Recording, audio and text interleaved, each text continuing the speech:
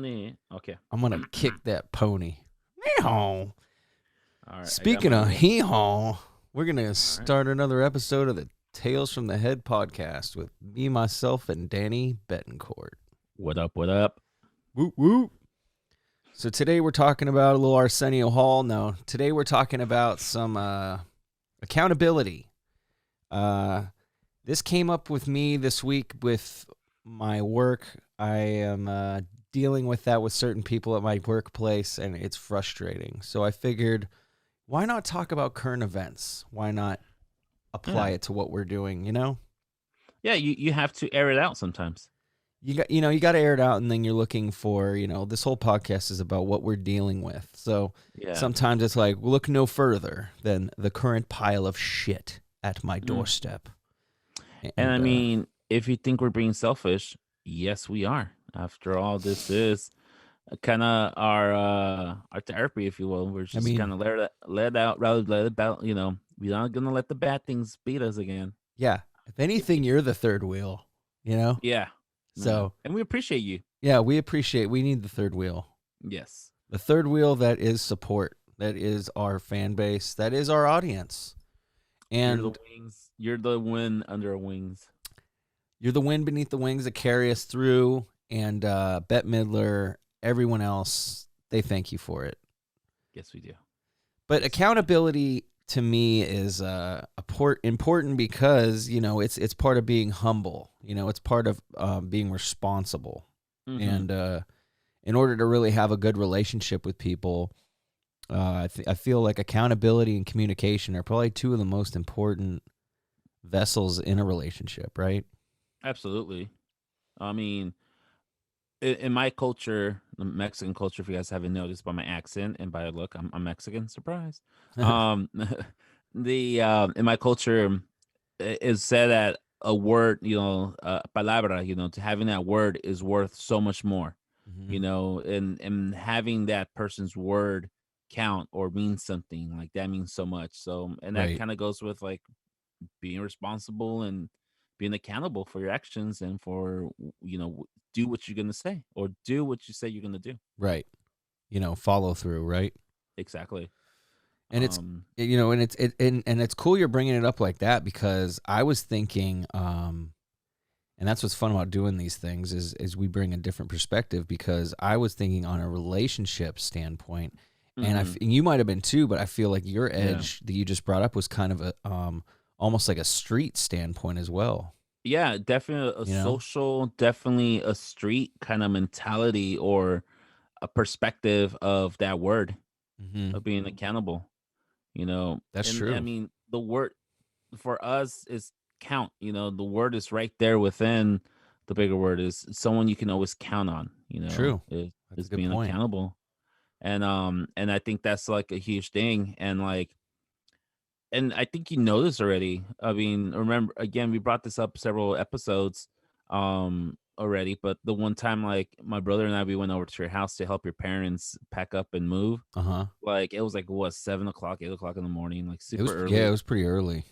Like, and we're there, like my brother and I, we're just like we never met your parents before, but Mhm. hey, it's Cooper. I told him we were gonna go and help him move, and here we are packing up at 7 o'clock in the morning, half asleep, just like oh fuck, Yeah. and and that's just like that's what being accountable. Real You say you're gonna friends. give your yeah, you say you're gonna give your word. You say you're gonna be there 7. Sure, we got there 7:15. So what? But it's closer to 7 o'clock than 8 o'clock. Yeah. Um, but it is being there, and yeah, that means a lot, for people, and it's just like having that person that you can trust or that person you can rely on for Oh, yeah, dude. for those kind of things. And you can't even get family to help you move. So I mean, I appreciated it. For So sure, you got man. first cousins. Well, they'll be missing or on vacation that week. the, their phones will go MIA for a while. But But it's funny if you don't mind me chiming in with a quick story. yeah, go for it. Um, so over the weekend, my on Friday, or I think it was Friday, yeah. My sister goes, I'm like, dude, you know what I want for breakfast tomorrow? I want some tacos. I'm like, oh, I just feel like eating some tacos for breakfast tomorrow. Hmm. And she goes, oh, actually, around the corner from my house where I live over there, there was a passing of somebody. Somebody passed away. Oh. Somebody I think my sister went to high school with, so mid 20s, and passed away. And they're doing like a fundraiser. And my sister's like, "Hey, we should go and just help out, to go get, to help with the funds or whatever." Mm-hmm. So we went, whatever. My sister went. She saw her childhood friend who she hasn't talked to in like, 20, maybe 20 years already. But, they communicate, like they have each other on Instagram or something. So my sister just sent like a DM, like, "Oh, okay, yeah, I'll be there. I'll see you there." And when my sister and I actually showed up, like her friend was like so like surprised that they showed up. Like That's awesome. they're like, "Oh my god!" Like like from the it's just like from all my friends and everybody know you're going to be like the last person I was expecting to show up. And my sister like, "Of course, I said I was going to show up. It doesn't cost me anything. You live around the corner, and it's for a Yeah. good cause." So, and she even told me, my sister told me that a couple days later, her friend like sent her a message and was like, "Hey, again, I'm very grateful that you showed up. Like that means, that meant a lot." And I'm like, it all counts. Let's go back to accountability. Like being reliable. Sure, doesn't mean like we're best friends or anything, but Right. you say you're gonna be there, even if it's an acquaintance. And sometimes it's that little detail that helps a person a lot when when they're going through shit. In this case, she was going through shit for the passing of her, I believe, her cousin. Mm-hmm. Um, who also, she never said specifically how he passed away, but from what she says, like, oh, it was personal issues. So you Right. can, obviously, I'm pretty sure it has something to do with mental illnesses or something like that, but Right. one can only assume. But still, anyways, is devastating. But it's great. Again, my point is just doing that little, going that little extra, putting that extra effort may not mean the world to you, but it may be like everything for the other person. Oh, absolutely, man.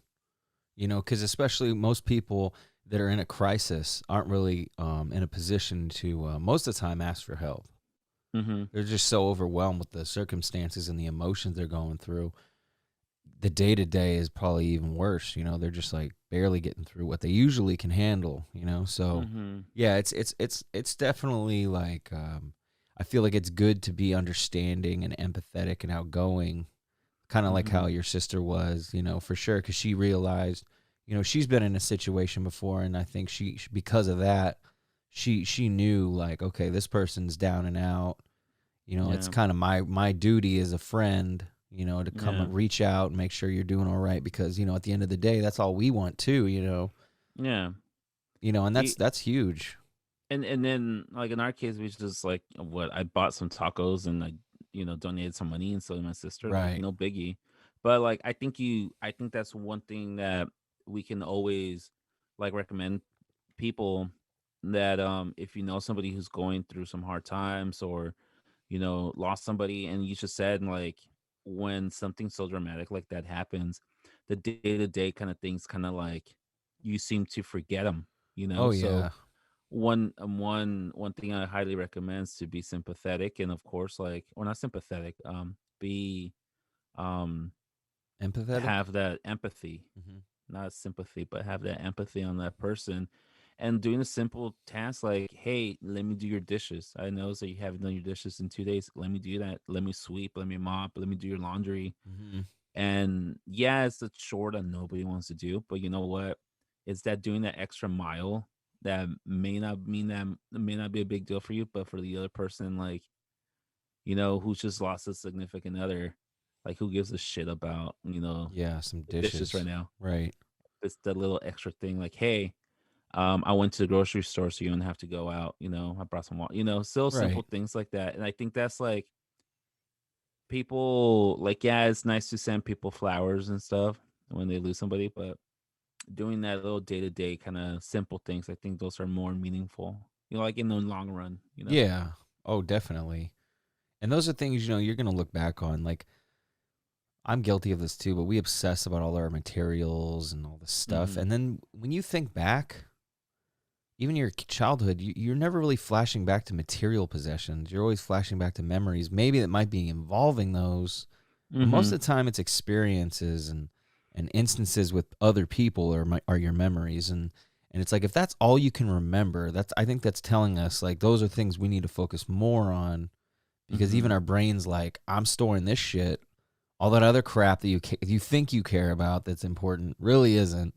Yeah. And that's I think that's what we got to remind ourselves too. Like your sister, she could have very well been like, yeah, I'll send her some money, and that's a nice gesture too. But at the Mhm. end of the day, like that personal quality time, kind of like what we Yeah. talked about last week, she knew her quality time was going to mean more to this person, Yeah. even if you guys probably didn't even buy tacos. I Yeah. mean, I'm sure I agree. I think we should contribute, but I mean, Mhm. even just showing up as moral support, Yeah. probably would have meant just as much as you buying the stuff too. Just because you know how it is, like when you're in a situation like a funeral or some kind of a viewing or memorial. Mhm. Like the only positive about it is running into the people that you care about that you don't always get a chance to see, and Yeah. and then sometimes it opens your eyes up to who the important people in your life are too. Yeah. And maybe your sister's friend will realize, oh wow, you know what, she is a good friend. And then even if she doesn't necessarily say I'm your good friend back, she could at least put that back out there. She'll be like, you know what, I'm going to Yeah. be a good friend to someone else, and Yeah. just kind of keeping it going. Yeah. And I think I think you also brought up a good point. Like we could have easily just Venmo some money and that was that.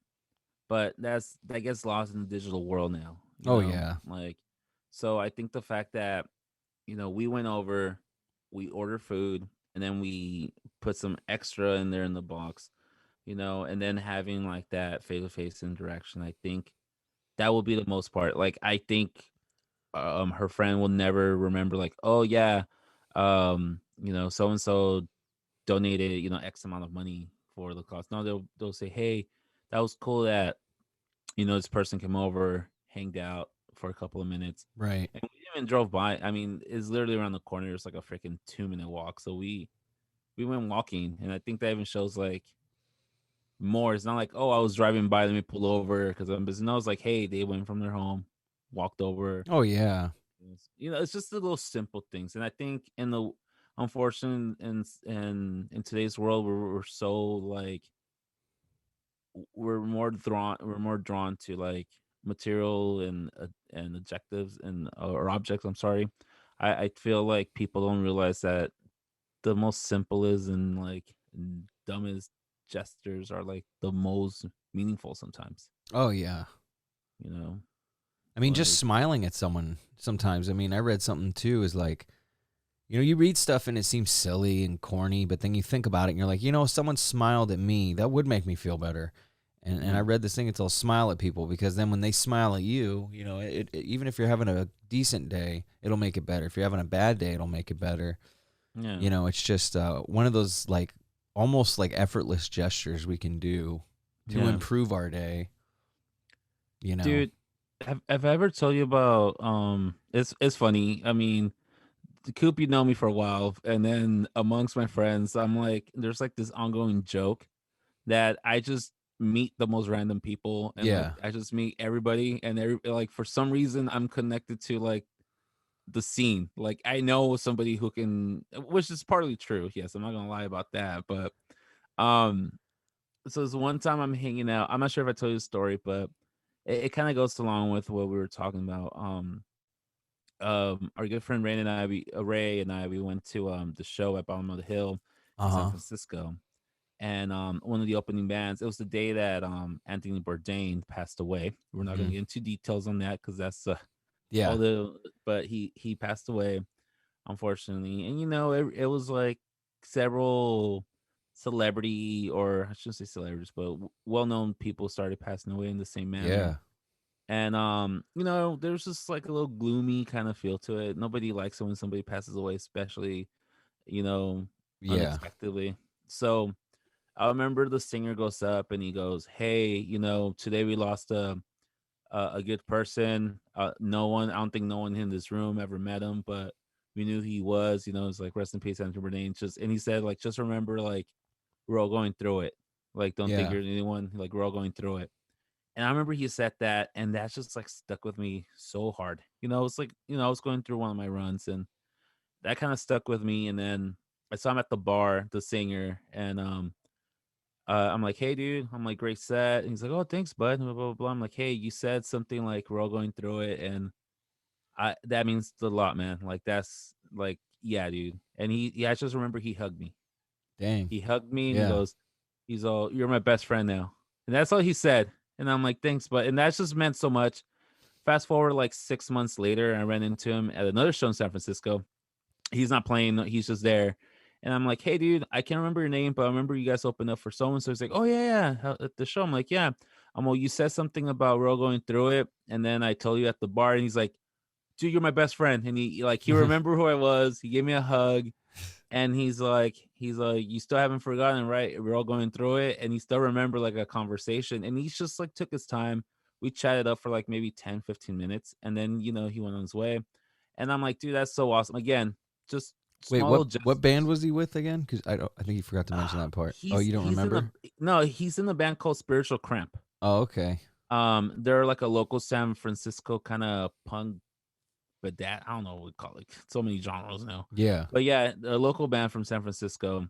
Okay. And that was cool. Like Spiritual Cramp, I know they're on Spotify, so that was kind of cool. Like that he remembered that, and that he still took his time. Kind of similar like when I met Mark Hoppus. Again, Yeah. no big deal for freaking Mark Hoppus, but for me, like you nailed it when you say like you give somebody a smile. When I met Mark Hoppus, I was in the middle of my depression. I think like a week or two prior to that, like I thought this world was gonna be better without me. Yeah. I just started going to therapy again, and him just like taking his time and talking to me, and just like him telling his family to like, "Oh, go ahead, like I'll catch up with you guys in a second." Like again, no big deal to somebody like Mark Hoppus, but for me, it was like, dude, this guy is awesome, and yeah, like maybe the world doesn't suck that much. His kid was like, "Dad, how come you don't talk to me like that?" He's all, "Yeah, well, maybe you should listen to my music and care more." Yeah, yeah, because you never tell me I have talent, Yeah. you asshole. Yeah, You don't even care about You don't even care about Enema of the State. yeah, he Was for doesn't know about that or was Dude Ranch. Yeah, if it wasn't for that record, you wouldn't be here. Yeah. Yeah, yeah, yeah. No, but he's always live streaming him in the sun, so that's cool, Yeah. man. But yeah, again, the little small gestures are always just so awesome. Hell yeah. And and then there's examples of there's and then we're going over the positives of it, but let's look into the inverse, which is what are the Yeah, ramifications of not having accountability and examples of that as well. yeah. I can give some prime examples. I'm just going to go deep. I'm going to be a Okay. little vague with who I'm talking about, but I'm just going to talk about why it can be negative in personal relationships as well as in a workplace. Yeah. I'm going to start with workplace. So we all know, we have duties and responsibilities at work. All our jobs, all our positions, we have certain tasks and all that we need to get done. Mhm. And part of our job is if we can't get those done, we need to communicate to other people that we're not going to do it, or we can't do it, or hey, can you give me some help? I'm a little behind. Communication. Mhm. But it's like most of the time I've noticed in workplaces, accountability mostly comes. Lack of accountability usually comes from management, Mhm. and they hide behind their role and their authority to choose to not use it. And it's funny because in their eyes they're probably empowered by thinking like, I don't need to answer to you, I don't need to answer to Mhm. anybody. But I feel like they're actually throwing themselves down, pushing themselves down on the importance level for how we view them. Because even if you look at a CEO like, okay, that person's higher up than me, you're not going to respect him if he doesn't take ownership and accountability of his stuff. And I feel like every good leader and any leader that wants to thrive has to have the respect, of their peers. And if they can't get that, then Mhm. they're going to be respecting you for another reason, and then that's not something that's going to stick around forever. Like if it's just Right. your money can come and go, but if it's your ethic and your morals, and they respect that, and they see, okay, this guy cares, he can be honest and admit he's not perfect, which tells me he wants to be better. I want to be like him. I want to work my ass off for this guy because he wants things to get better. He wants change. He wants growth. And I see most of the time with a lot of these startups, it's this attitude that they've already got the winning formula. Mm-hmm. They just need to implement it, which to me is psychotic because if you've got the winning formula and you haven't even won yet, who were you cheating off of for that test? Like, how do you know that's going to work? And don't you think it'd be Yeah. better to maintain your personal relationships with people while you're trying to figure that out instead of just being an egomaniac, right? Yeah. I just don't get that. I think it's crazy that they do that whole like I'm the leader, listen to what I say type bullshit. And I mean, one thing also, just to go along with that one is like, who made you the leader? It just you put yourself in that position, like, oh, I'm the owner, so I'm the leader. Right. No, you can be the owner and not have a fucking clue how to run your business. 100%. And like this is why you need to do the work. You need to understand every single aspect of that job. You can't just be like, oh, do this and do that and do this and think it's just easy if you don't understand like how time consuming that can be. You Right. know how you know how much of a that's not a leader. You cannot say, for me, I feel like you cannot put somebody to do something if you've never done it yourself. Oh, dude, totally. Like at work, part of that too, like at work, I work in a pretty small office but I'm like one of like two people. So like, I'm pretty much I got to clean the bathroom and it's like our bathroom was disgusting and Hmm. I didn't want to fucking do it, but I even said I'm like I'll do it first and then I'm going to delegate it after that point. And the reason I did that was because like you said you need to lead by example. The last thing a team wants to deal with is a guy that says, "Hey, that looks like shit. Go clean it up." Like you're just a guy that points a finger and tells someone what to do. They're going to Yeah. respect you more if they know that you're going to be out there sweating and cleaning stuff up yourself, like Hmm. it was like that at my other jobs too when I pumped toilets like they didn't respect the managers that didn't have dirty shoes and didn't actually know how to go out there on the field and do work. Hmm. And you knew who was who. Like you see the corporate dudes come in and all the Mexicans, dude, they you know how it is. They don't like that shit. So Yeah. I've been around a lot of that a lot growing up and with all my jobs. So I think that's helped me understand what a good leader is. And a lot of these Yeah. people just have this American dream, but they have no idea of or any like it seems like any understanding of how to treat people. Yeah. I mean, the American dream, because we brought up that term several times in our conversations, and the American dream still exists. But I think people don't understand how hard it is to achieve it, how much Yeah. effort, how much grit you have to put into it.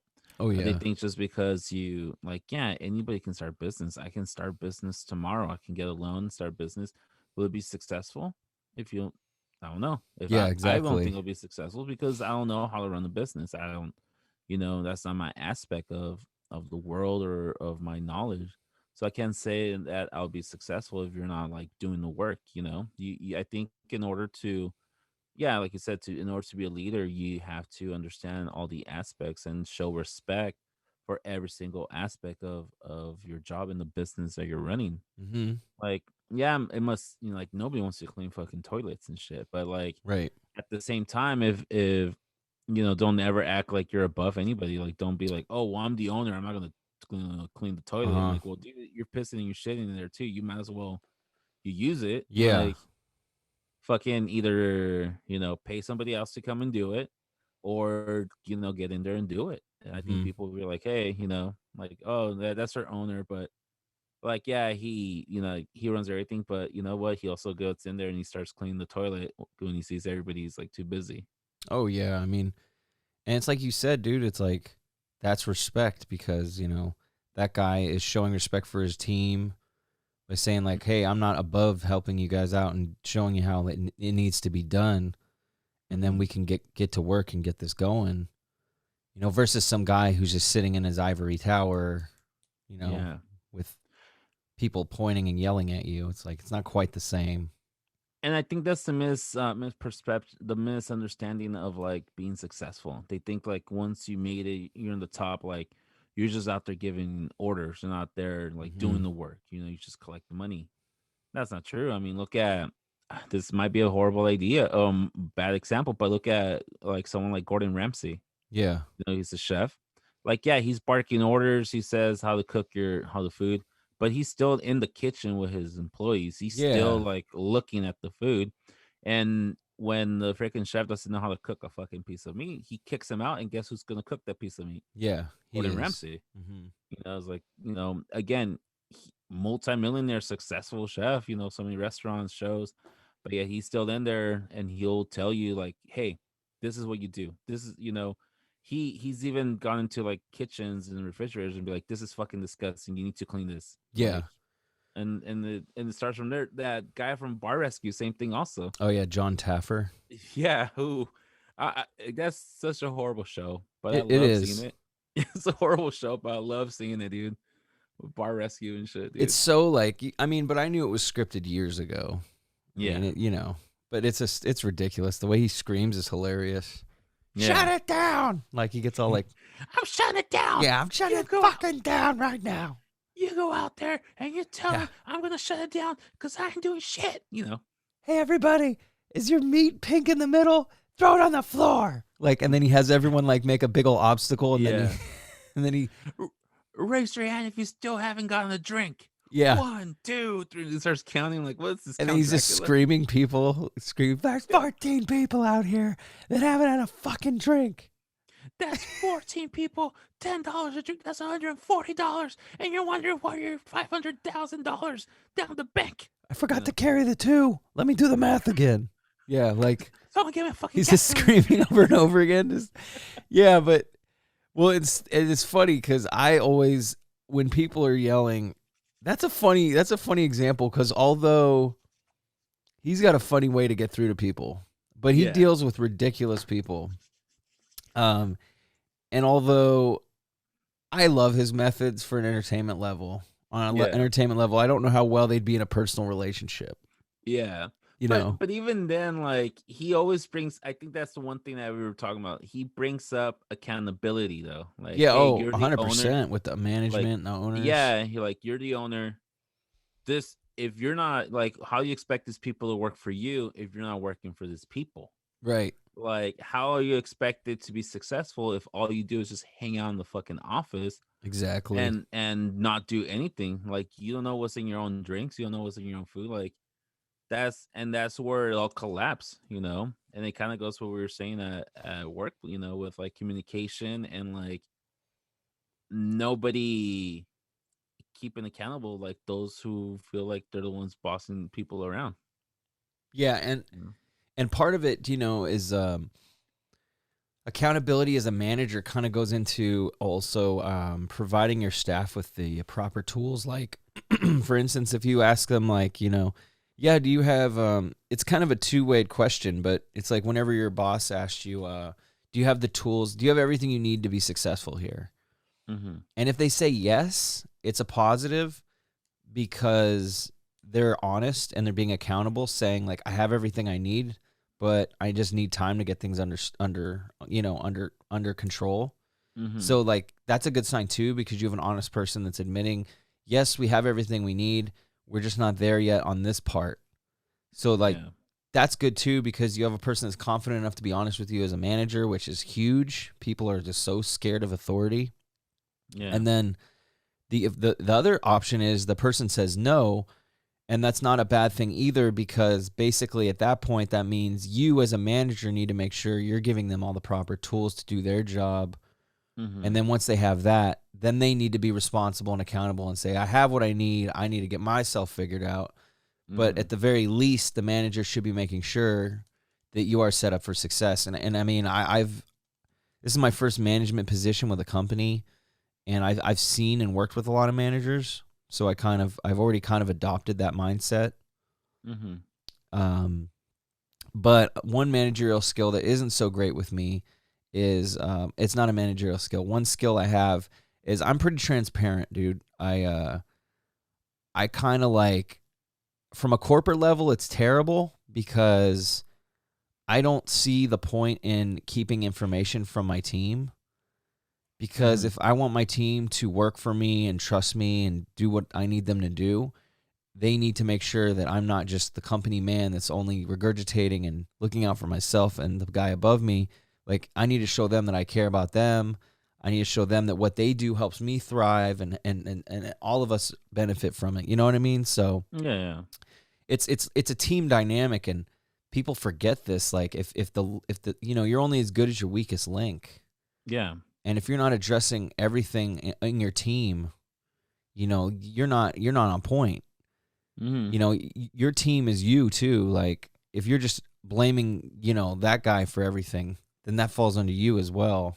Yeah. Because you're not helping that person as best you could be helping them. Yeah.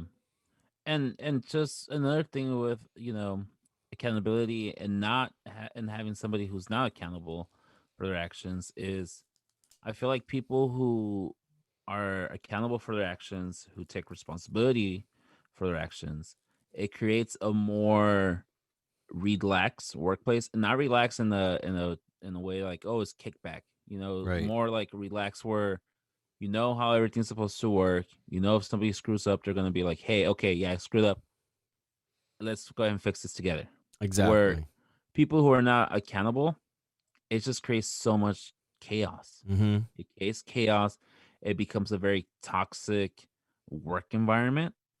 And this is usually the places that have like a high turnaround of workers. It Yeah. probably has a high turnaround also of, people just in a bad mood. This is probably where people get really bad reviews on Yelp and stuff like that. Oh yeah.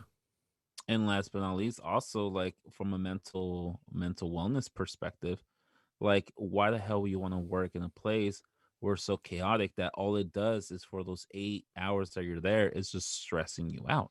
Oh yeah, dude. There's no point. Yeah, why would you want to, like, yeah, and regardless how much they pay you, if you're miserable, you're most willing to take a freaking pay cut if you know it's going to give you peace of mind. Oh yeah, dude. Because I mean, you're working for yourself. You're working for your family, but you gotta be living for yourself too. You Yeah. know.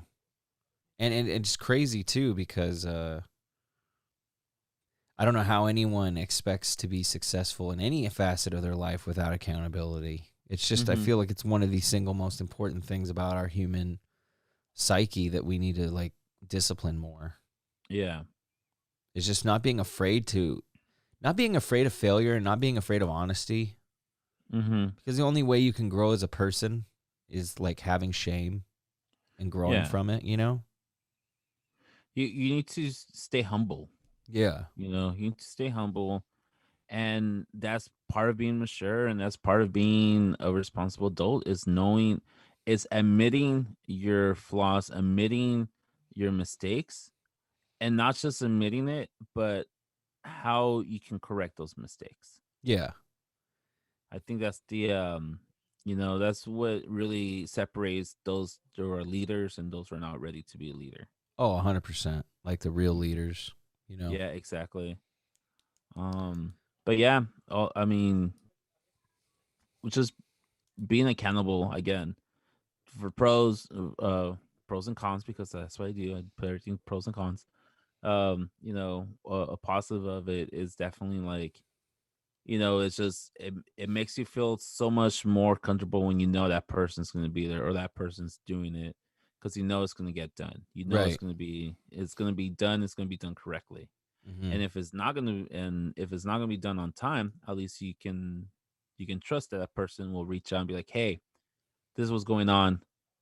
At least keep you in the loop. It's not gonna hit you like, in the loop Right. is, you know, where a person who doesn't have any accountability, like you're kind of in the loop. You're like, oh shit, well, this person, before is even the due date, you already have like a plan B or a plan C. What you will do, set that up, and it's rather than like dividing the work and distributing the work or whatever it is, the task that you're doing, it kind of just creates more stress, and it creates more rather than it's kind of like, if any of our listeners are teachers, you guys know about this, but as a teacher is easy is for us it's more work to call out sick. Yeah. Like yeah, if you're gonna call out sick, we need to have a lesson plan for that day. And then it's like, depending, you don't even know who the substitute's gonna be, so you don't know. So you almost got to uh, dumb it down a little, maybe. Completely dumb it down, Yeah. and then just these kids obviously are not gonna be accountable for. So you can No, I like, mean, you remember how it was with subs. You're just like, fuck it, I'm not gonna pay attention today. hell no. So like, Yeah. no work gets done. No. Those paperwork, nothing gets done correctly. You're better off just like assigning like a study hall. Like, all right, for 1 hour, you're gonna do is just sit down and just be on your phone or Dude, you something. know what you should do? And it would be hilarious. I mean, it would take some work, but it would be funny. You should record like an hour of you doing a lesson plan and just play a tape for each class, dude, when you Yeah, call off. You know, like how people do wills? yeah, Put the tape in and it's all, if you're watching this, it's because I'm dead. Like, you could yeah, be like, if you're watching this, it's because I'm homesick. And then, like, yeah, you could be like in a bathrobe reading a book, but like going over like what you need to do that day. yeah. That would be so hilarious. I mean, it would. That's the thing, though. It would take an hour of your day, so it's not really helping you. Mm-hmm. But I guess what I'm trying to say is, if you could make a general one, it would be hilarious because then you could just do it for every time you call in. Yeah, Because nothing's getting learned that day anyway. yeah. I'll be like, hey, I'm not gonna do anything, so just play what's up on YouTube or something. Like, play this YouTube video. It's like Yeah, an hour, and it's just like me yapping for like 1 hour. I'm like, this is your assignment. dude. But that's, I don't know. I'm just putting random crap out there, but that's funny. I'm just thinking of funny, dumb things teachers could do. Yeah, that'd be actually fantastic. Actually, But it would take um, some work, so that kind of defeats the point because you were already saying that's the point of not being there. I'm already putting work into shit. but you know what, Coop? If I was responsible, I would have all my lesson plans already set up. And if I was responsible, I have backup, in case I'm sick plans. Yeah. They recommend you, like your principal will always recommend you have like at least three backup. Just in one day you're sick and you have like these three lessons that can go at any moment. Yeah. But I'm not that responsible yet. So to kind of pivot a little, just randomly, because I'm curious, Yeah. what is your like go-to? You know how every teacher just like, because I remember in high school we had some lazy teachers, but they'd straight up be like, "All right, you're gonna watch Pirates of the Caribbean or Ferris Bueller." I Yeah. must have seen both of those movies 100 times while I was in high school. Yeah. So what's like your go-to thing, whether it's a movie or it's whatever kind of activity you usually have them do? Like, what's kind of your norm when you're off, if you've had one?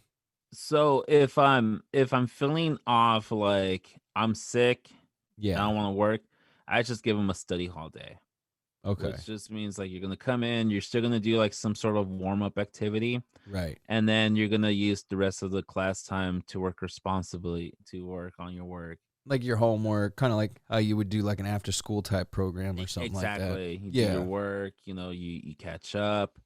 That's always my go to, just in Yeah. case. Now, as far as movie days, Uh huh. like fuck it, I don't feel like teaching this next week. I'm just gonna throw a movie out there because right now we're only teaching each class 2 times a week. Right. So if that's the case, the movies I'm showing are Cool Runnings, Okay. um, the Green Yard. No, no, Oh, the big, are you it's with talking The about the Rock. soccer one? Oh no. Oh, Gridiron Gang. Yeah, yeah, that one, the Gridiron Yeah, Gang, yeah. like that one. And then like I'll throw in like Good Burger if it's still on Netflix, or Some wholesome. Yeah. yeah, yeah, wholesome stuff. The first two ones I can always get away with it, like with Cool Runnings, and Yeah. I'm like, well, this shows teamwork, this shows dedication, this shows grit, Yeah. it shows being what a leader is, all this shit. And then with Cool Runnings, I'm like, oh, with Good Burger, I'm like, it's a fun movie. You guys deserve a mental break. I mean, you could make a point that it's really kind of basically all you got to do is find a way to make it a metaphor into something more intelligent. Yeah, no, dude. I told you I sold Harry Potter as a Christmas movie. I'm pretty sure I Yeah. did.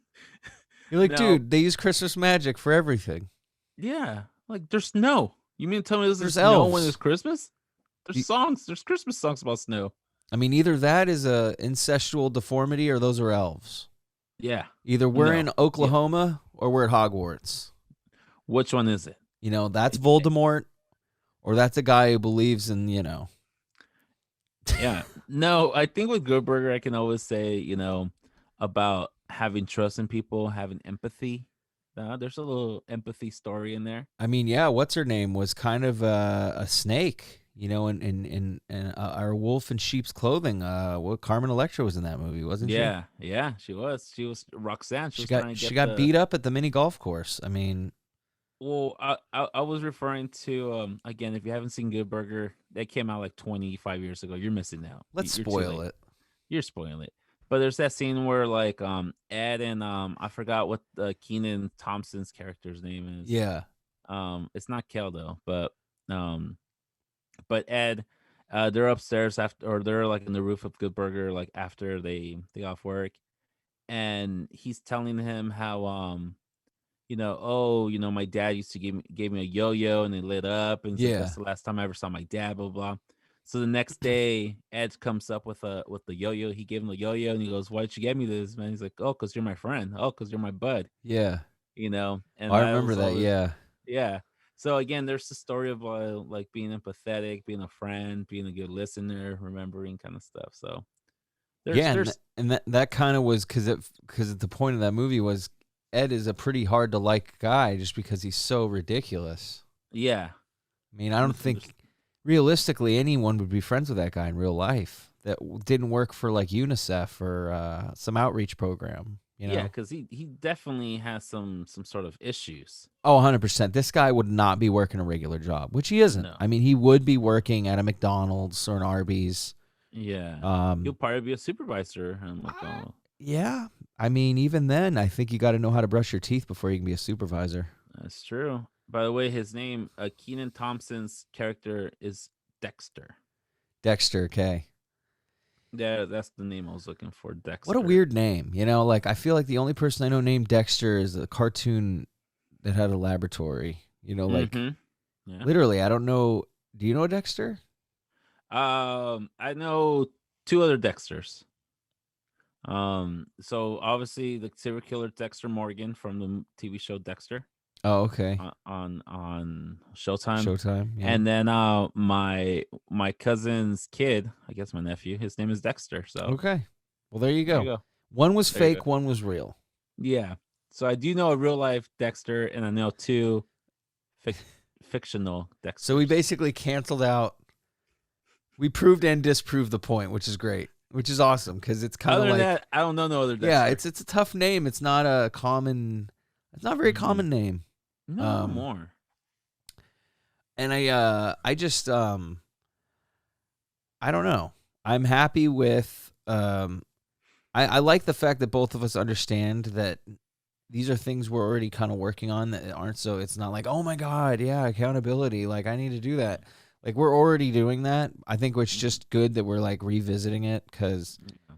I think we just need to remind ourselves every once in a while, like, you know, and that's it's important for me too. Is like you get stuck in these personal ruts you get into and Yeah. you get these like you get you're beating yourself up, you know, you're having a bad day and you're just getting punched left and right and you're just getting you're steaming and you're just like fuck man and every little thing is pissing you off and I feel like it's sometimes when I'm so annoyed sometimes it's almost and I only really do this when I'm at work because in my personal life it's a little harder for me to maintain composure sometimes I guess Hmm. but for some reason when I'm at work I think just I can put up with a little more my threshold's a little higher and I notice like lately I've been trying to just be like fair even when I'm mad because then I'm kind of cooling myself down. Um, it's easy to point the finger when you're pissed off. It's really hard to be accountable when you're angry. Yeah. So it's like I've been trying. That's part of what I've been doing is like, okay, how can I, I obviously need to be accountable at all times, So, I'm just like, it doesn't matter how pissed off you are. You got to make sure, you're being honest and telling people what's going on and how you're feeling and making sure that they understand that, you're not trying to be an asshole. You might just be going through something. Yeah. And it's just it's like it's hard because I feel like everyone right now is worrying about like what they're dealing with, but no one Hmm. is really making sure that everyone's okay. Yeah. Um, I think like, it's getting more common. Like people, mental health is very popular this year, which is good. Yeah. But just because COVID might be something that's coming to a close, I definitely don't see this going away. Like we all have, our mental problems aren't going to stop, and even if we open back up, we're still gonna have shortcomings, failures, and things Yeah. that are gonna step on us mentally. So it's still, just remember, guys. Things. It's always good to be positive, but it's always good to also keep in mind that problems aren't just gonna disappear. What will go away is the pain and the confusion with the problems, but the problems aren't going away. It's just what'll get easier for us is really how we deal with them. Right. And that's Right. kind of what I'm learning too, is like, it's not that your problems are going to go away, and you can't have that expectation. Setting the right expectation, is Hmm. like, I just want to be better prepared for this the next time it comes up. And that's kind of what Right. I'm looking at, instead of just being like, I don't want to fail ever. Like, that's too hard of a goal for yourself, you know. Because you gotta fail in order to be successful. In order to reach whatever goal is, you need to fail. In Yeah. order to, because no one's never gonna nail it the first time. No. It doesn't work that way. Um, and yeah, I think that's like right now a lot of people putting blame to like COVID for 2020. Oh, like the reason like last year was just a shit show. Oh, 2020. Oh, blame on 2020. Yeah. Like, yeah, but I mean, like you said, you can only bottle up and you can only like ignore the root issues for some things long Hmm. enough until essentially those roots will freaking come through and they Yeah. will break through cement. And you can you can try mask it with like by medication, like Right. you know substance abuse or whatever. And yeah, it might temporarily get rid of the issue, but what happens when that band-aid peels off? Like, it's still there, sometimes even worse. Sometimes those issues get infected and it grows to something bigger. So sometimes, um how much, no matter how much pain it might give us and how much, like, how difficult it is to have those conversations or have those realizations, but you have to like be willing to accept your flaws and Hmm. not only accept them, but know how to maybe fix them, but also like learn how to like make him better, make him more um doable. And Right. I hate it when people go, "Oh, I'm an Aquarius, or I'm this, or Yeah. I'm that." One, I'm like, no, dude, like that's not the issue because you're freaking born in some sort of. Right. It's like using that as an excuse Hmm. for not holding accountable your actions or your thing. If you know that you have no filter, then you need to practice some self-awareness. You need to understand that, and you need to take a breath. Hmm. You got to use your brain before you you say something you might regret. Like, you Right. need to practice again having some accountability to your actions and being self-aware of your actions and who you are. Oh, dude, I mean, that's totally true. And that's funny because so many people fall under the category of doing that, where they're like, "Oh, that's just how I am," or that's just how that person is. But it's Hmm. like they say that, which in turn is creating that, but no one Hmm. wants that. And it's like, why are you perpetuating all this shit you don't even like? And Hmm. that's something we need to think about too. It's like, what are you putting out there? Like, what do you want and what are you putting out there? And I feel like if Hmm. you ask yourself those two questions on a daily, your life is going to be a little more easy, because you're definitely more in control of how you're acting and what you're doing, you know. Hmm. And people see that. People see someone that's a little more together, and like you're saying, accountable, humble, and those are all great qualities. Like no matter what Yeah. kind of person you are, you're going to be like, okay, I trust that person a little bit, professionally or personally. Like, you seem like a cool person. You're giving off a good vibe. Mm-hmm. And that's funny because sometimes that's all it takes for someone to kind of turn their head and start talking to you. It might be some stranger that becomes your friend, and it's weird how simple little like social cues that aren't really like literal. Yeah. It's like body language, right? Mm-hmm. It's just how we carry ourselves is so huge with how people are going to perceive who we are. And I feel like, having that aura of accountability and confidence is going to make you more approachable, and people are going to want to talk to you more. I mean, I think that has a lot to do, your confidence with yourself and your demeanor has a lot to do with, I think, with the fact that you're able to meet so many people and connect with them because Mm-hmm. they smell that on you. They know you're not just some money grubbing fan that's going to sell an autograph on eBay. Yeah. You're actually talking to them about stuff they know they said. It's not just like, oh my God, you're not even starstruck. You're literally like just talking to them normal. And Yeah. that's got to be so relieving. It's got to be so relieving to, hey buddy, it's got to be so relieving to, Hey, bud. it's got to be so relieving to, it threw me off. Nah, it's okay. But yeah, Happens all times. I had to say hi to my kid. Hey, the joys of being a parent. And you know Yeah. what? He wants to say hi. You gotta say hi sometimes. Yeah, no, for sure. And I kind of forgot what I was saying, but I was, No, yeah. but I was listening. I guess that at the end of the day, people forget that no matter what your status is or what your occupation is or whatever your role in the company, at the end of the day, you're still a human, and you want to be acknowledged as a human, not as some like object. Yeah. Like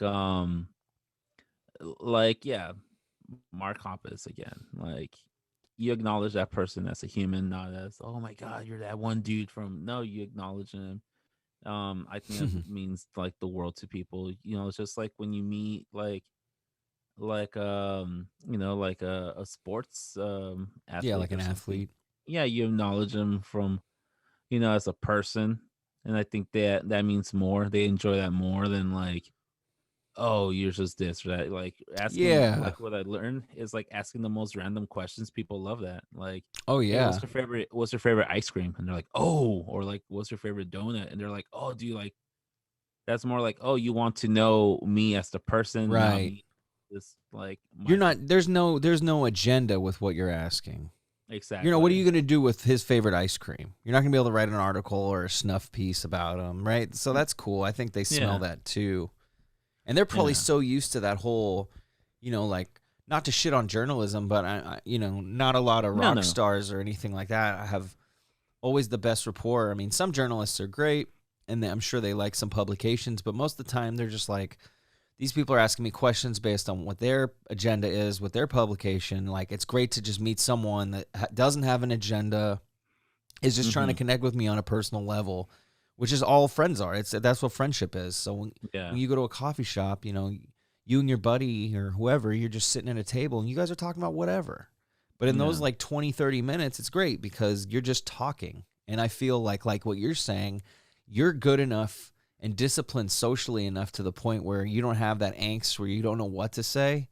You're Mm-hmm. you're you're disciplined enough to the point where you're like, this is no different than any other conversation I'm gonna have.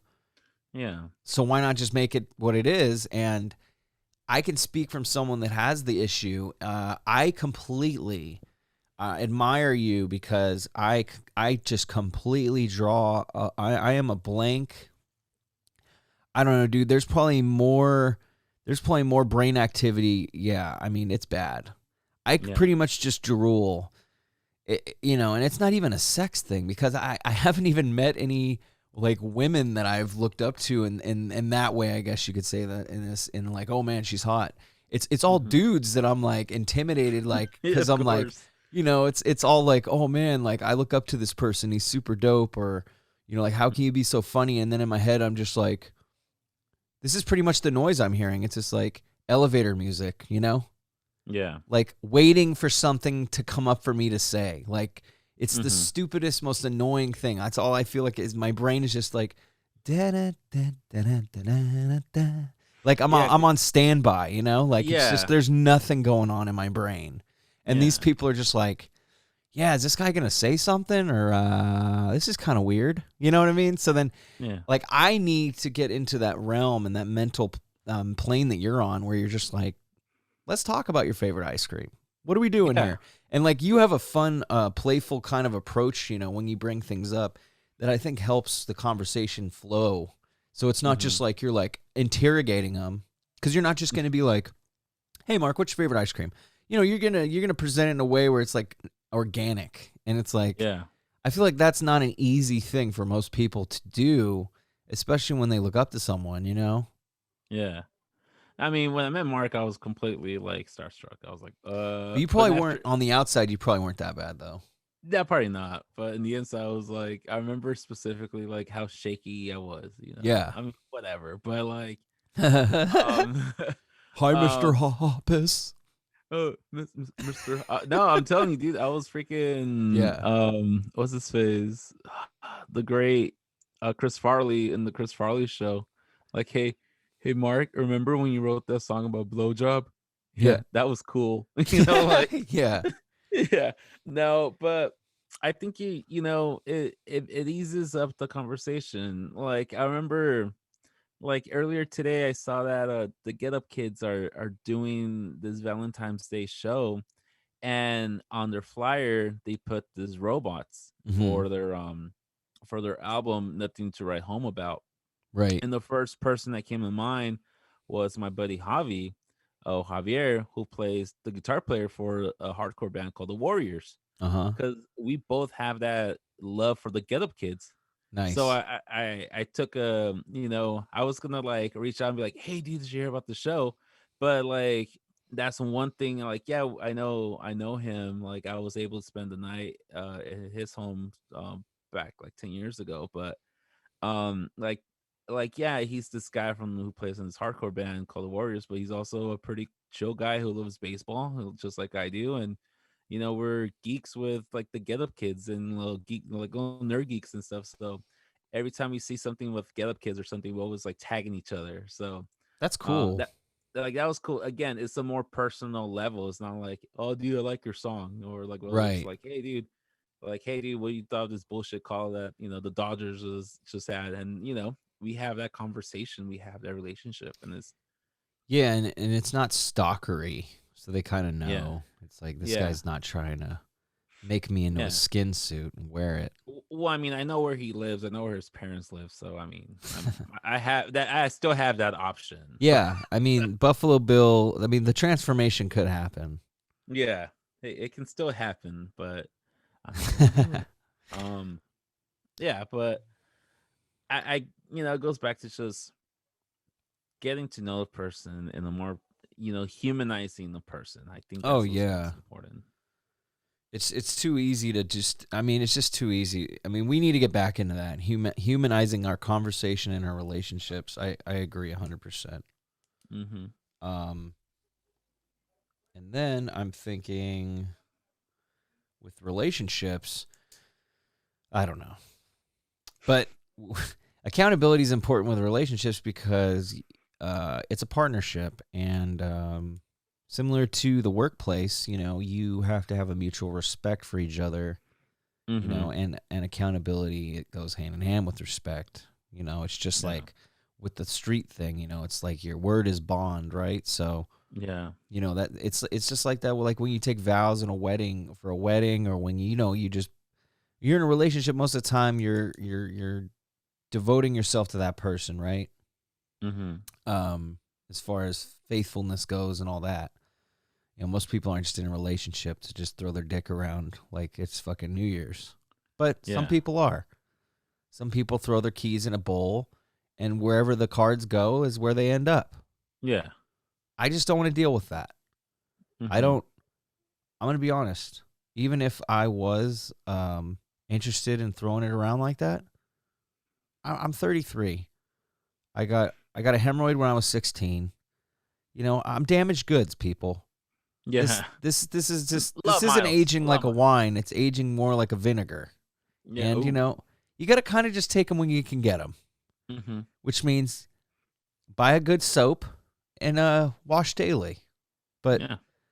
I probably overshared, but hygiene's also an important part of relationships. There's accountability on that one also. And it's not just about, hey, look, I'm doing this for myself. No, you gotta give too. You Mm-hmm. gotta give. Guess stop being as a society. We need to stop being so selfish. Yeah, we're pretty selfish. Yeah. We got to be a little more selfless and not be so critical about others. But one thing that we do love that is critical is the Lone Star reviews and how Oh hell much yeah. we are critical about things that aren't always that important. Howdy, ma'am. Let me get one of them there Lone Star reviews.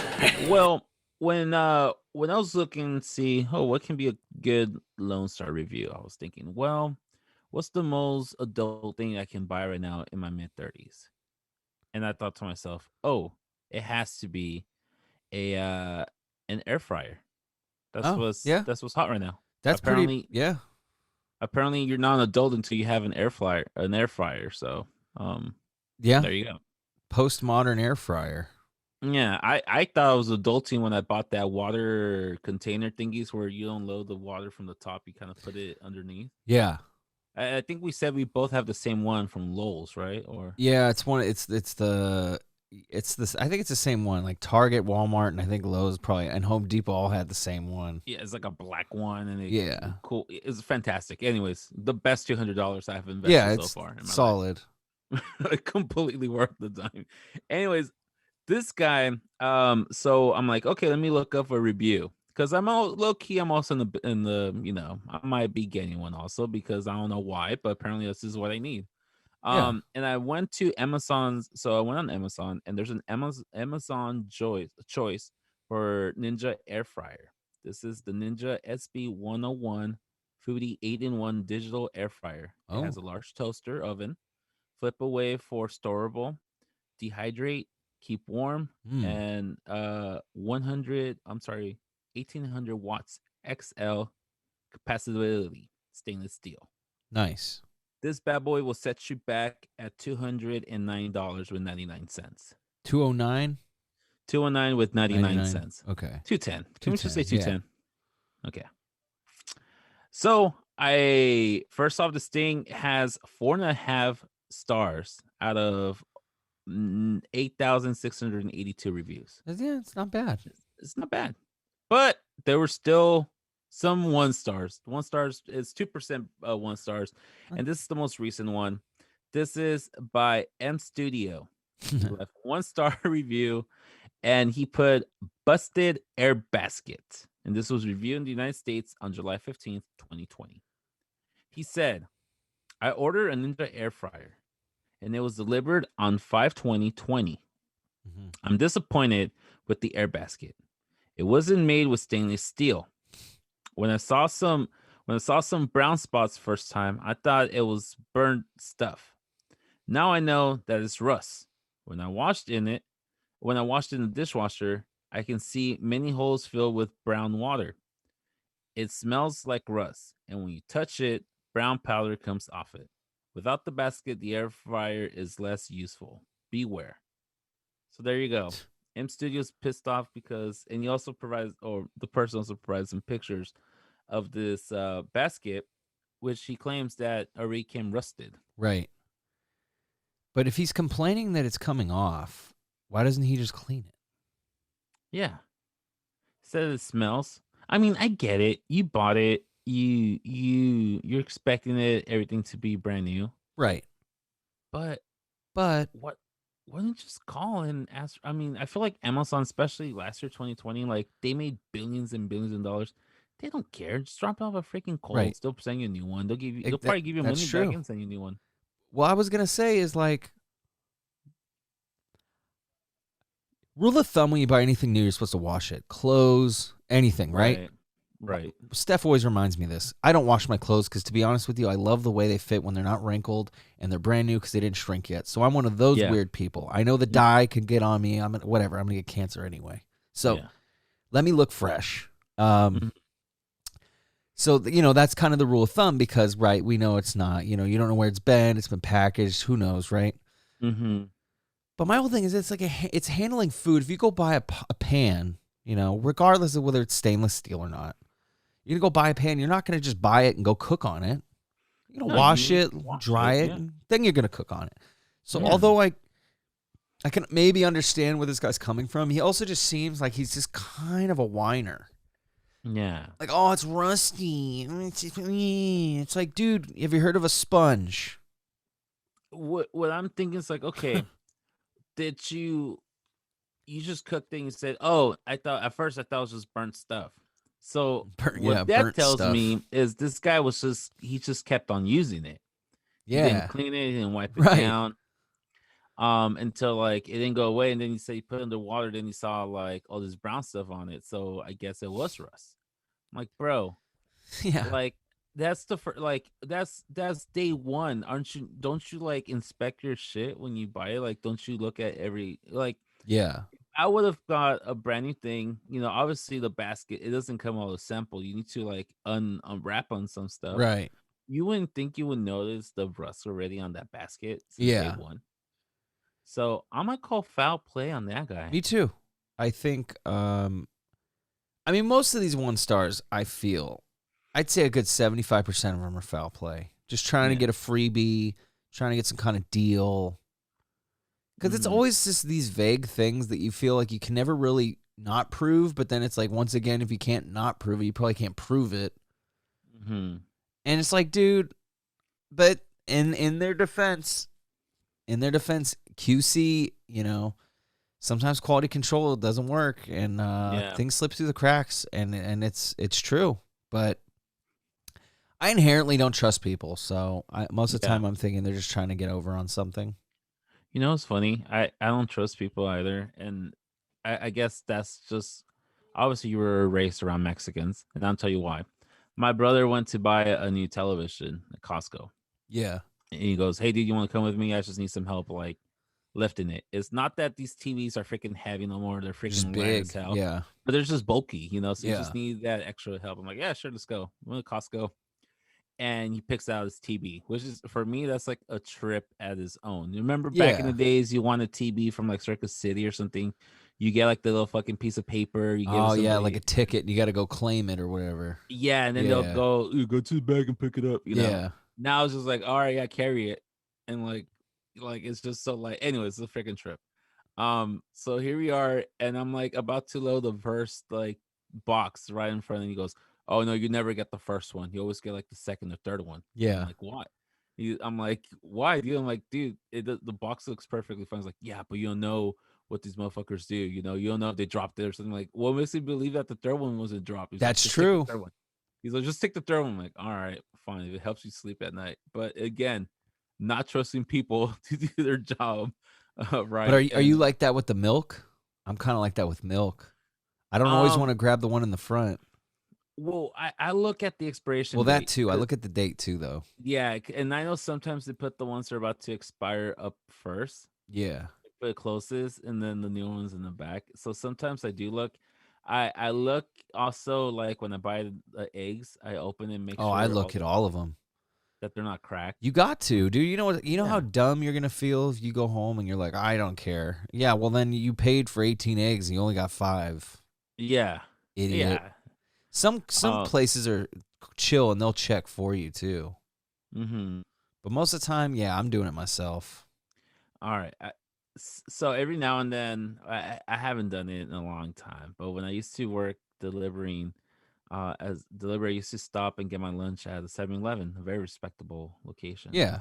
I used to get like the club and ranch sandwiches, chicken and bacon club Right. sandwich or something.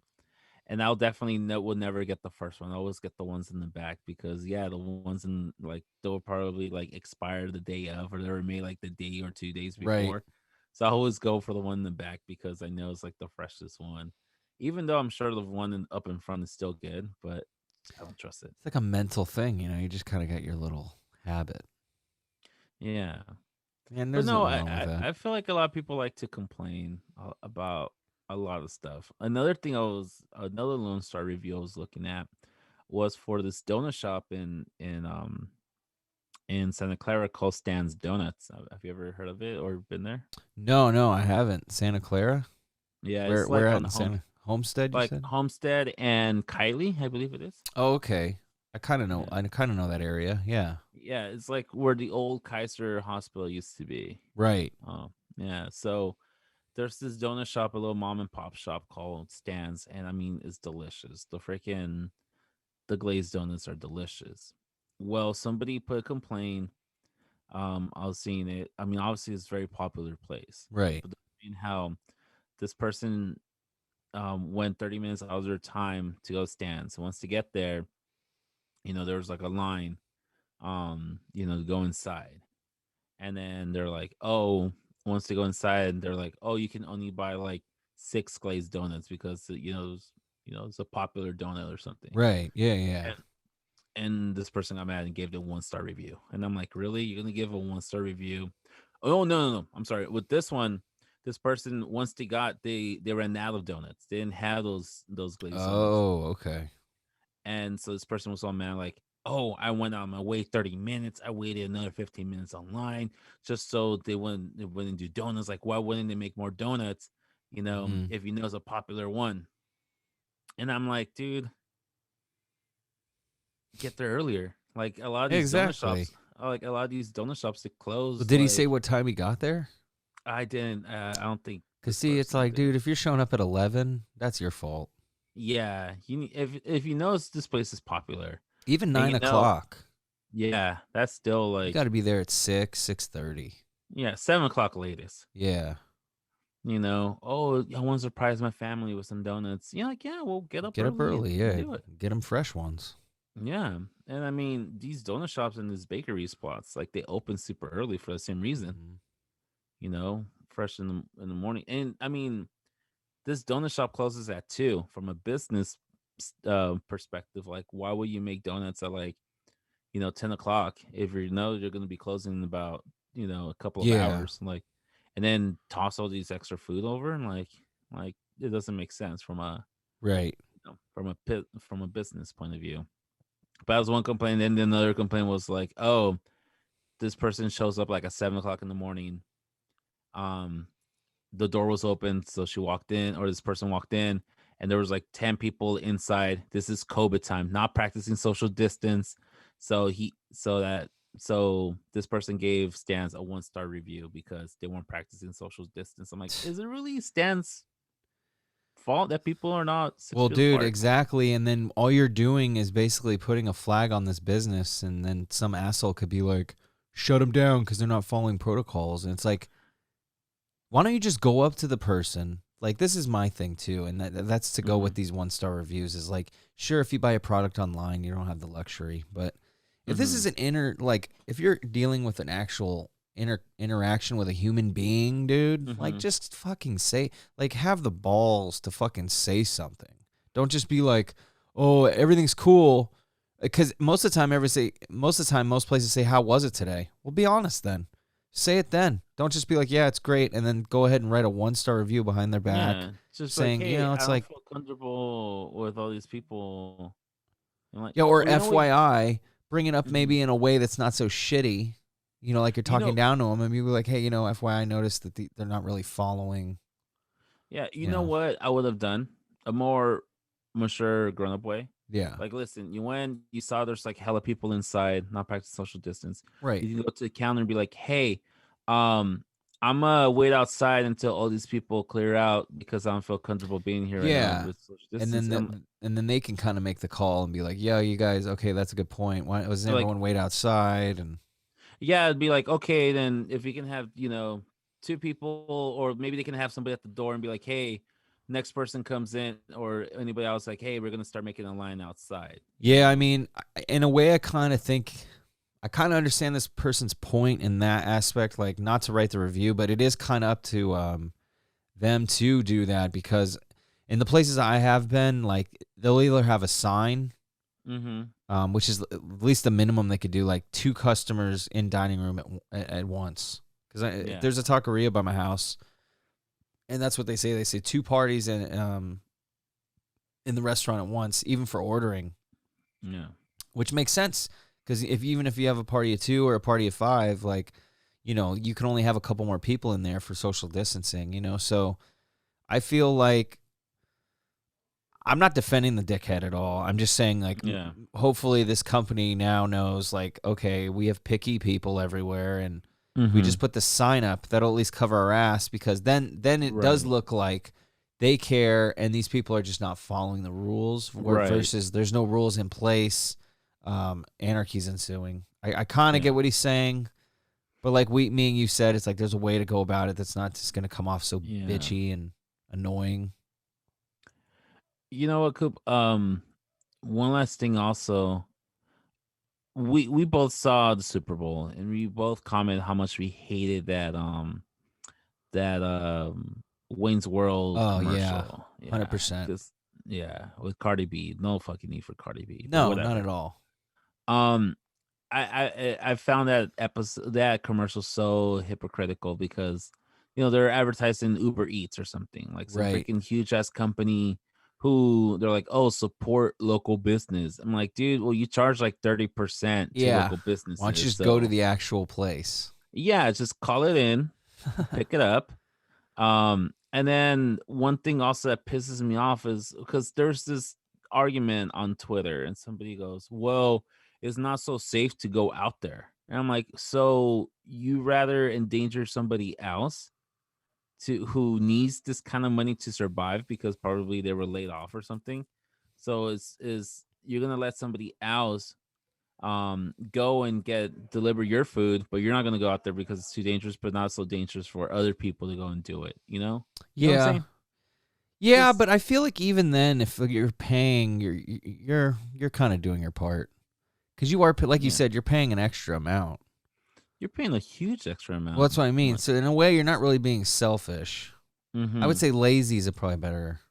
Yeah, I think so. Entitled, no, lazy is the best one. Well, entitled only if you are a shitty person. Like, I feel like you can be a respectable, normal person that wants Uber Eats because, like, maybe you're busy, maybe you just don't want to go out and do it. I feel like that's fine Yeah, too. And if you're willing to pay someone to go out and do it, and there you go.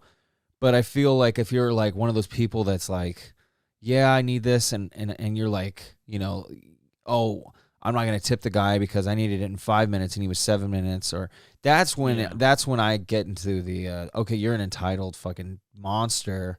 You're yeah, not yeah, someone who just wants convenience. You're like one of those people that likes to snap their fingers and have someone show up right next to them. yeah, So I agree with that. Yeah, I just feel like sometimes I'm the person that's like, yeah, I could go out and get this, but sometimes you're just like, I'll eat the $4 or the $7 fee. yeah, But then there's the person in us too that's like, why don't I just drive over there and order takeout and just pick yeah, it up? yeah. You And know, it's not that hard, it's not so hard. Yeah, like and you save the money because it's more like that too, because then you're like, that's a meal. yeah, That's $7 is so $7 is a huge. meal Yeah, next week. yeah. So fuck it. No, like there's been times where I'm like, man, I'm just gonna like Uber eat something or DoorDash something. But at the same time, like, dude, it's gonna take like an hour to get here. I can easily just call, pick it up. Uh huh. I'm home in half an hour. And it'll be warmer. Yeah. And at Yeah. least I know it's correct, you Mm-hmm. know? That too. Yeah. And you don't have to worry about like this person just dropped in my front yard and he didn't text me or anything and now or she didn't text me. Now I have to go fucking look for my food outside, It's just like just go. It's just best. Yeah. I like if you really want to go and support local businesses, just go. Yeah. Like Just just go. drive. And with this Uber Eats, like yeah, because they charge like an X percentage or whatever of for the company. Right. Like of course these companies also jack up the prices to cut Mhm. costs. So I'm not sure if you ever noticed that, but when you order something like on DoorDash or some sort of delivery service, Yeah. the prices are always going to be a little bit higher. Or there's like a Than, minimum, right? You got yeah, to order. exactly. Yeah. Where if you just call directly and go pick it up, like sometimes like a meal can be like $2 or $3 cheaper. Well, yeah. And there's typically no minimum if you're picking up, Yeah, because they're pretty not much. doing any work besides preparing the food and selling it, which they have no problem with. When they have to Yeah, deliver it, then there's like, okay, well, we're not going to go out to you for $3, which makes sense. They got to pay the guy yeah, gas, yeah, it's cost. So no, like it's like you said, you're gonna save a lot of money because typically most places are pretty flexible, Mm-hmm. and then um it's like you said, dude, it's just like go out and do it because it's just we get in this mode of convenience and we're losing Yeah. the personal interactions with people. And I think that's what 2020 taught us the value of that because it was taken away. Mm-hmm. And I'm hoping when we bounce back, I know we won't, but I know I will try to do this. But I know overall, on average, people will just go back to what they were doing before. But I feel like I want to take, you know, what we dealt with in the last 2 years and we need to apply it and learn from it. I think that would be the best way for Yeah. us to enjoy our lives and to be more enjoyable people to others as well, Yeah. Yeah. That's what it is, learn from our shortcomings and just learn from others as well. We don't always need to make the mistake. I don't need to know that if I don't wear my seatbelt or if I, drive off a cliff, I probably will die. Yeah. I might not, but I am throwing that out there that I could. So, yeah. And apparently, there's nothing more manly than to die in a car accident without any airbags or The something. way you worded that tweet earlier this week was really good. I wish you could read. I can probably find it. Yeah, But you need to read that tweet because it's so good. The way you worded it was perfect. I'm like, I wish this was a segment. let's see here. I think I posted yesterday, so it shouldn't be. So there's a huge soccer match. So if you guys don't know, a lot of my Twitter feed is it's all about soccer for like the past month or for this past like couple of hours. Yeah. Oh, here you go. There you go. So somebody posted a picture of a truck. It doesn't look like an older truck. It looks like a fairly modern truck, like at least 1990s and up. Right. There's two stickers by the driver's side. One is the Blue Lives Matter stickers. Yeah. So that's one thing. And then the other one says, "No airbags. We die like real men." And somebody posts, "Fellas, is it gay to survive a car crash?" Yeah. And which I retweeted and said, "Well, in today's wow, I didn't know I was gay" tweet, Yeah. referring to like if having airbags in your car makes you gay, then Yeah, hello. exactly. I just love the idea of that segment. I almost feel like we should adopt it. Yeah. Because in a way we're looking at the whole, like, remember we did that whole episode about masculinity and Yeah. the stereotypes, male stereotypes. And I feel like that's a great one because, we could be literal, we could be ironic, we could be Yeah. sarcastic as fuck with it. Yeah. So I think that's huge. Like, what is it? I think it's gonna become a segment. How did you word it? In today's I didn't know I was gay. Okay, tweet. I didn't know I was gay segment. I love Yeah. that. I didn't know I was gay. I didn't know I was gay. ... Or Yeah. yeah, I didn't know I was gay. ... Because it's And basically like a mockery of just the whole macho. much yeah, exactly. Which, in a way, I think as men we can relate to. I feel like it's a love-hate with most macho shit with most guys. Like, Mhm. in a way, every dude is team man, right? Yeah. We can all pretty much agree with that. Most respectable men Yeah. are team man. And so in a way, we laugh at it, but in a way, there's some truth. That we believe that there's some truth to it. Yeah. You know that even if you don't feel that way, there's crazy rednecks that do. Yeah. So that's kind of the funniness too, is we're laughing at each other, and I personally, maybe it's because I admire it in a way as far as being funny. Yeah. It doesn't bother me so much because I know some people would be like, "Oh, that's so annoying," but for me, it's like I think it's hilarious. Like, It yeah. yeah, For me, it definitely is hilarious because it's so ignorant. And exactly. I think that's what like it's so ridiculous that you need to laugh at it. Because if you're like want to be there and be like, really, it's like a real man? Don't you know airbags? Like, why at that point, if that person really believes that, why are you even gonna argue? No, Like, you're you not gonna can't. change. you're not gonna change that person's mind. So yeah, you just gotta mock it. yeah, You just gotta mock it to show how dumb it is, and hopefully the other person um is smart enough to realize you're mocking it, right. and then in a way they kind of sense like, wow, this is really dumb. Why would I Yeah, have this? This is so dumb. Like, I like it though. So I say go for it. If you can entertain me with any kind of form of bumper sticker or motto, I'm all for it. And then the other thing too is I follow another Instagram account called Boston Be a Man, uh-huh. and I'll send you some stuff. But basically, it's just these 15-second clips, and this guy's like, the punchline is always be a man. So it's Okay. like he'll just spell out a situation and hit the punchline and then go be a man. So Mhm. like one time it was go through the entire adoption process. Don't pick up the kid. Be a man. And it was just like Oh one of yeah. the funniest ones, One Yeah. another one was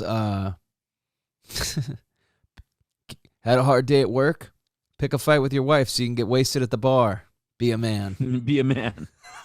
And it's just like it cheers me the fuck up, dude. And Yeah. of course you don't want to be that guy, but you're like you love that guy in a way. You're like, I Yeah. love you. I don't want your life. I just kind of want to be you for 5 seconds. Yeah. Cuz I want to have that that mentality. guy does whatever the fuck he wants to do. Mm-hmm. So I don't know. It's silly, And but it's a fun escape for it's nonsensical escape for me to watch those yeah. videos. No, it's definitely like a mockery of the whole thing, but it's just so funny because you thought about it before. That's the thing. Like, I just want to go pick a fight with my wife right now, so I don't have to deal with her shit. I don't have to Yeah. talk to nobody for the rest of the day. Yeah. Because everybody thought about it, and you're like, I can't really do that. But man, how fantastic would it be if I don't have to talk to nobody for the rest of the day? Well, and it's like as a younger guy, that's pretty much what you wanted to do when you wanted to go hang out with your friends and get fucked up because if they're mad at you, they're not wanting you to come home at 10 o'clock. No, Once you have they, kids, it changes though. But before, when I didn't have kids, I remember like, yeah, okay, there were instances where it's like, and it's like, okay, we're gonna hang out all night, and it's like there's worse things that could have happened. yeah, But I think, we're doing this one a little early. Not that anyone's gonna notice because we're releasing at the same time. But yeah. Danny's doing a little mini vacay, and then that should be fun. I don't even want to disclose it.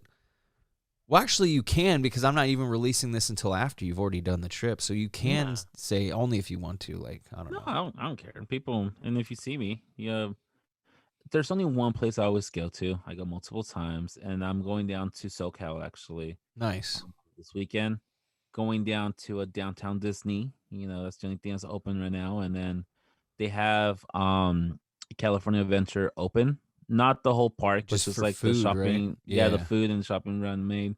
So it's funny because it's been a year since I've been there, since I've been to Disney. Right. Last time I went, a year to the T pretty much.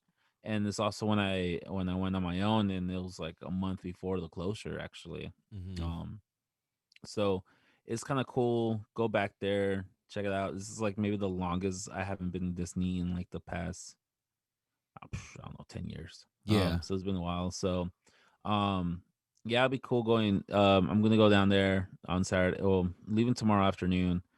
Be there Saturday, but also just check out LA. There's different places. LA, that general LA area is so big. There's so much stuff that you can do, like Santa Monica Beach, and then the piers out there, Oh and like yeah, dude. the hikings and all this stuff. So Newport uh, Beach is cool too. yeah, Newport is really really cool. So it's just different places I kind of want to go check out.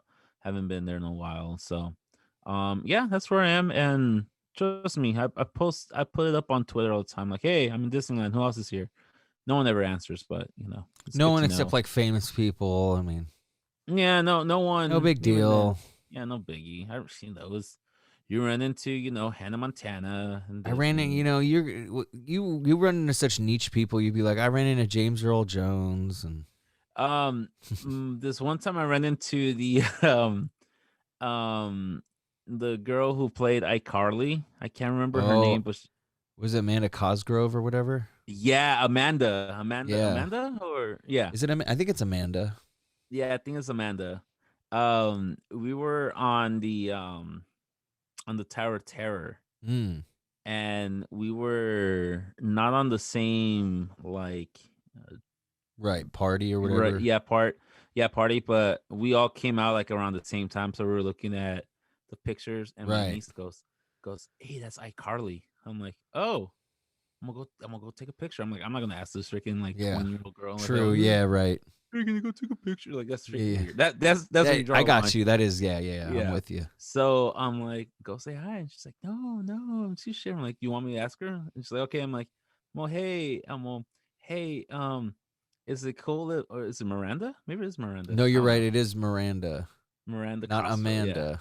No, yeah, it's something like that. I butchered I'm it. like, yeah, and I'm like, hey, my niece is a huge fan. Like, do you mind if you take a picture with her? And she goes, yeah, sure. And she put on like, she go and she wanted to take a picture. And she's like, all right, I'm all thanks. I'm gonna have a great evening. He's like, thank you, you too. And she put on her costume, so no Right. one recognized her, which was a hat.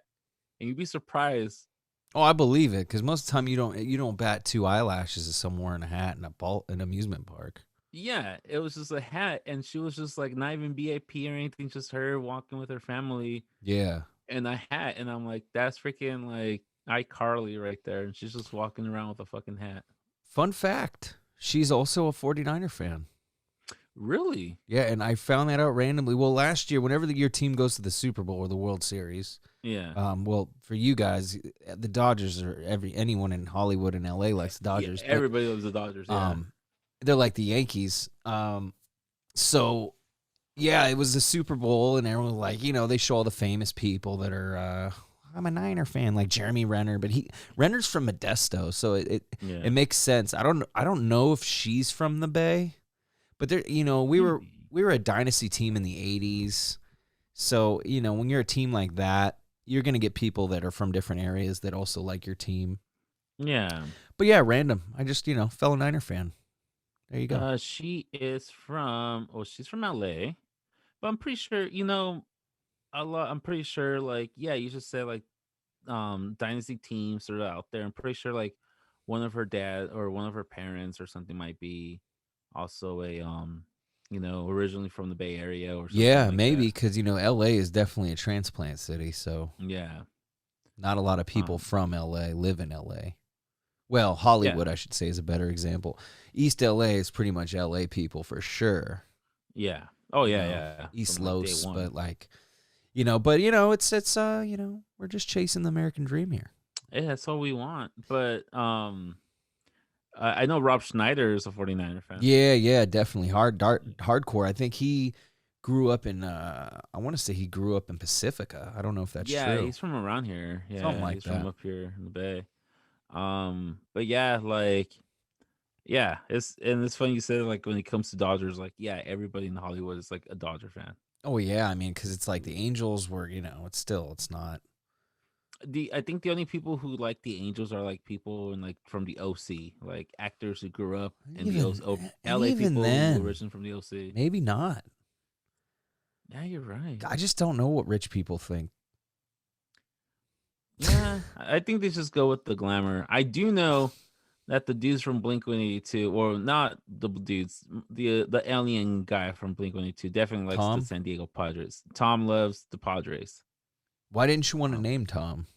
I don't know because not a lot of Are people are you know annoyed at is him? Tom DeLonge. No, actually, I like the Yeah, guy. I think I feel like.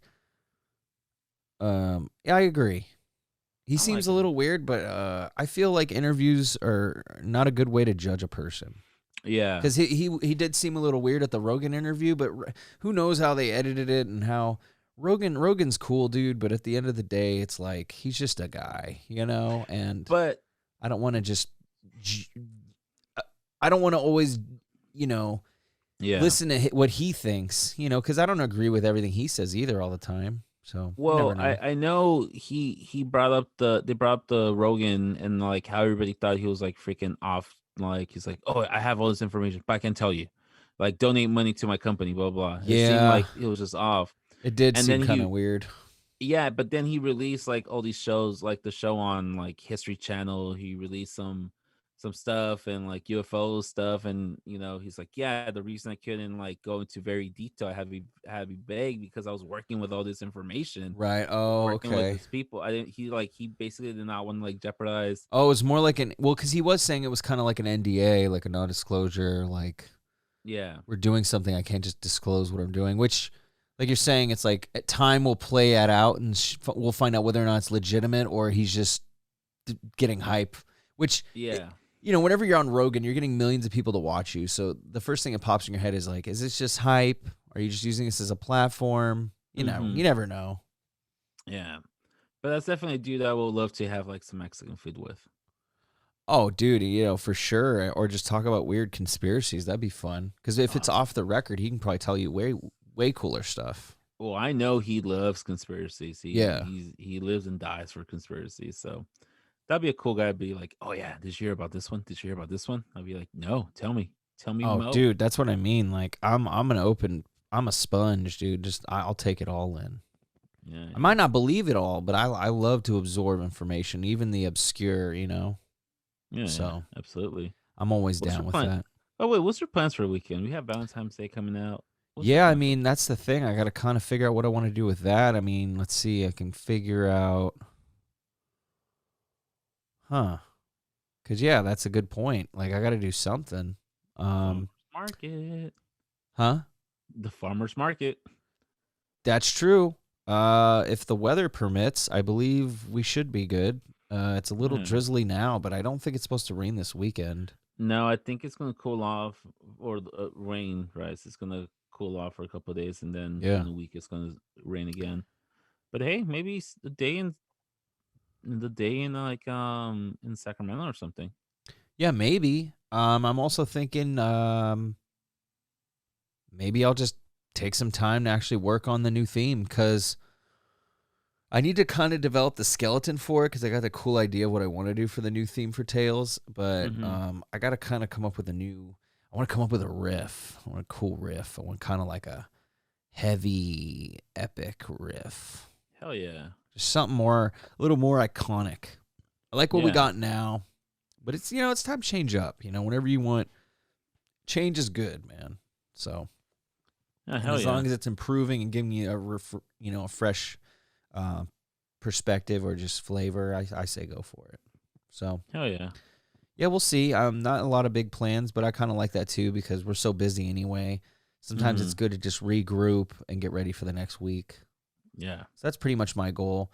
Obviously, do something romantic with the lady on Sunday. Mhm. Maybe not even Sunday. Maybe do it Saturday. Oh, why not? Why not make it just something that's like, screw you, Hallmark. I'll do it whenever the hell I want. Exactly. Which is the way I feel. Don't tell me when to buy cards. Christmas and all those other holidays are already here for that reason. Yeah. Don't force me to send fucking hearts to everyone at work. I'm not going to do it. No, I'm not. And I'm not giving you the stupid. Those chalk hearts were terrible. Like, that was one of the worst Valentine's Day gifts you could possibly get. I'm probably gonna do. It's probably gonna have to be for next year, but I'm just gonna buy those like little kids like Valentine's Day cards that you'll buy like at like Yeah. Target, and just hand it out to my coworkers. Dude, that's smart. I think it'd be hilarious because it's like little kids won't be like, hey, here, Yeah, got yeah. you guys It's a like, card. and then like give them a sticker and a lollipop. Yeah, exactly. Like, hey, man, that's an Elmo lollipop. If you don't want Better it, give it enjoy back it. to me. Yeah, I'll eat that, That shit came all the way from Sesame Street. Yeah. Have you not seen how hard those streets are of Sesame Dude, Street? do you know how they get the lollipops there? They put them in Snuffy. He mules Mhm. it. Yeah. It's a lot of lollipops getting that elephant. Mm-hmm. It's not easy. Yeah. And they're not all cherry, Mm-mm. especially not when they come out. Mm-mm. Like- It takes a couple of days to get that cherry taste back. It's like, let's go to the count and see how many lollipops Snuffy boofed today. 1 pop, 2 pop, he popped his butthole. Ah, ah, ah. And it goes on forever because Ever. he needs to. Yeah. Up in the thousands. You don't want to hear that though. No. And on that note, we leave Sesame Street, with something different than you viewed them before. And that's Oh, yeah. important. It is a very diverse place, and drug muling is not exempt. So, Mm-mm. We need to crack down on that. Hopefully the Vice team that works on Sesame Street can figure it out and clean it up, because God knows we just don't need another Chirac on our hands. No, but with that being said, that's prime real estate right now. You can get yourself a nice place. They're super cheap, and if they do gentrify it, woo, I mean, you're Oscar's in okay. trouble, but Oh, let's do it, 100%. man. I think let's help gentrify Sesame Street. Why not? Why not? We could sell more T-shirts. I don't know why we're just going to be in on it now, but Yeah. we are. And on that note, guys, thanks for following us. Thanks for keeping up, and be accountable and be good to each other. But we'll talk to you guys later.